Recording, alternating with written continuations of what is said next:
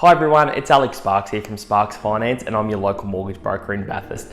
Today's video is making an offer on a home. Now, a lot of the time people go through the initial phase of starting to have a look, but when they really find that right one, what is the step of putting in an offer on a property? And obviously too, what are the considerations you need to have? So the first thing that we'd say is here to get pre-approved, okay? From a negotiation position, this puts you in a real position of power. By understanding exactly how much you can borrow and knowing that home loan is going to get approved, puts you in a really great position because you can go to the agent and have a discussion, say, look, I've got pre-approval, I like this property, I'd like to put in an offer. So that signifies to them that you're really organised, it's going to be, generally speaking, a faster exchange, and once again, it gives you confidence knowing what you can do. A pre-approval is really important for a variety of different reasons. We've done videos on this in the past, but it's as simple by going to the bank, getting essentially your finance and application sent through to the bank early, so the bank can come back and say, we're pre-approving you for a purchase up to $750,000, now go and find a property. So that's a really important one, to get pre-approval first. The next one in here is to find out what the house is actually worth, okay? So obviously, when you sort of, are starting to look at properties, you would start to go, okay, say for example, I want a 4-bedroom, 2-bathroom, 2 garage on a 800 square meter block, the average type of property. You can sort of go, depending on the area, that can range anywhere from maybe, on the very low side, on the 700,000 up to 850 and above. So for you, it's about sort of looking and understanding comparable sales in the market. So say, for example, you're buying a 4-bedroom house in Kelso, and the listing price is $800,000. What we can do is give you a property report, so we can sort of have a look at all the different sales around that property within the Eglinton area. And we have one that might be slightly better at say $820,000. We've found one that's a little bit less at $780,000. So that will give you a good gauge that the price guide that the agent gave you around that 800 is probably pretty realistic. So we can then look at that and say, okay, we think roughly it's going to be worth around that, because the better property was 820, the lower property was 780. So we're definitely in the ballpark there of what has sold previously. So finding out what that house is worth is really important. The other thing that you can do around that is, obviously, the more properties you go and look at, at the start, the better idea you're going to get around what's necessarily a good value property. So therefore, you're in a better position to make an offer because you know that what that property is worth. But finding out what the property is worth is really important, and we can help you with that by providing you, as I said, property reports, and obviously discussing and doing that research with you to say, we think it's probably going to be around this. So the other thing to help with the negotiation is to find out why they're actually selling. Why is the vendor selling? Okay, people sell for a variety of different reasons. Some of them, they just want to upgrade. They're moving to a new property. Some of them want, unfortunately, they're separating or whatever that might be. So finding out can help you with making your offer, because you can help tailor that offer to what they're after. So for example, if a vendor wants a fast settlement, we can go, great, let's position ourselves for the fast settlements. When we put in our offer of say 800,000, we can also say there that we're willing to work to a 3-week or a 4-week settlement, something like that, so we can help the vendor. So if there's two offers that are the same, they can go, great, well, this one is happy to work with this on this area, let's just go that one because the terms are a little bit more favorable. So finding out why they're selling is really important, just to help you within that negotiation process. So the next thing to do is ask the agent, how would you like your offer actually made? Okay, so some people like it verbally, some people like it through SMS, some people like it through email, some agents like an expression of interest on their website. So really it's just sort of talking to the agent and saying, how would you like this to be done, is a really important part of the process, just to make sure that your offer can be considered, because it's been sent through the channel that it's going to be noticed the best. Okay, and obviously the agent, they will talk you through how to do that properly. But the thing is to think about when you're sort of making an offer. And look, me personally, I always like it to be in writing.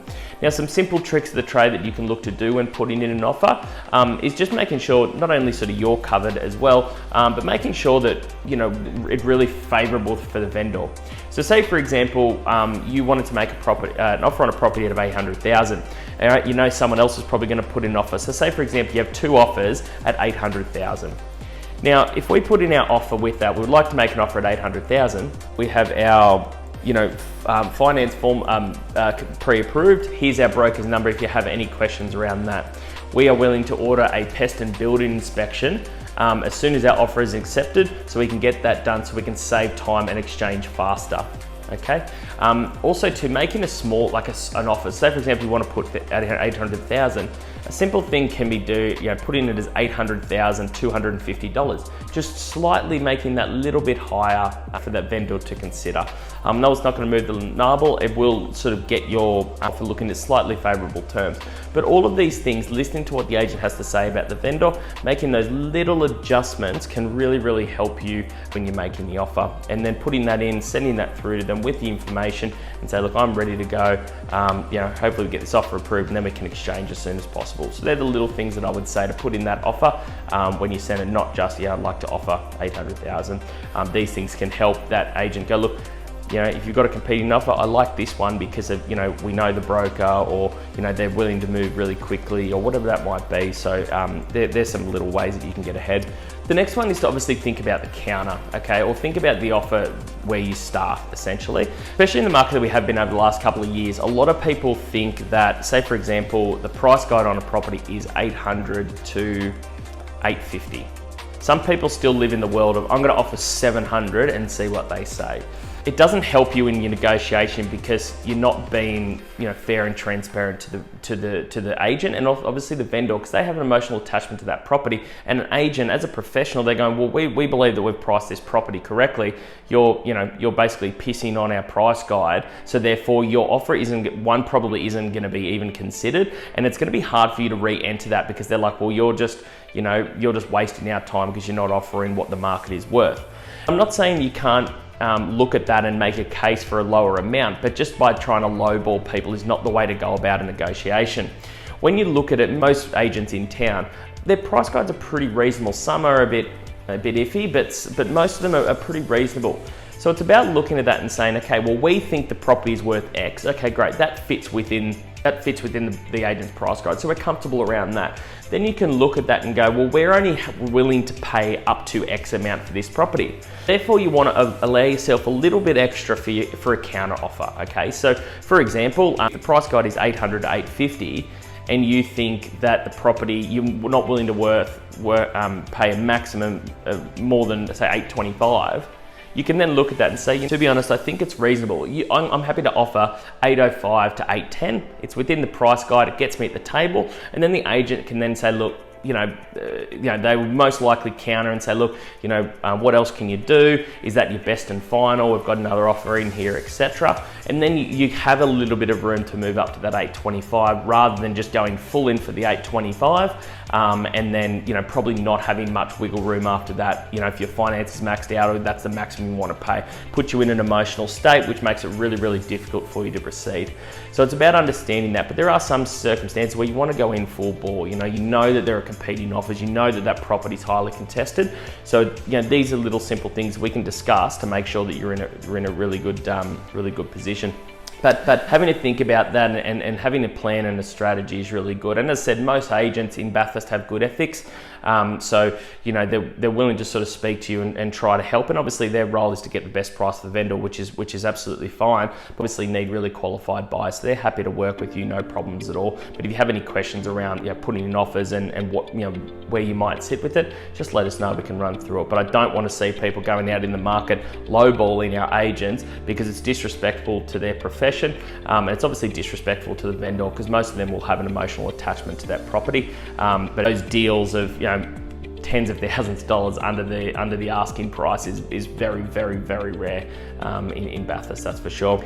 So the next one in here is around the negotiation. Is obviously, it's one thing to get the offer accepted. Now we just need to move to that formal approval. So this is where you really need to just make sure you get let your mortgage broker know, let your conveyancer know as well that you've got your offer accepted, so we can then move to try to exchange as fast as physically possible, so we can make sure that we take that property off the market and it's yours. So engaging us and really making sure that we can act by ordering for myself, ordering the valuation, and then conveyancer getting the contract and all that kind of stuff sorted.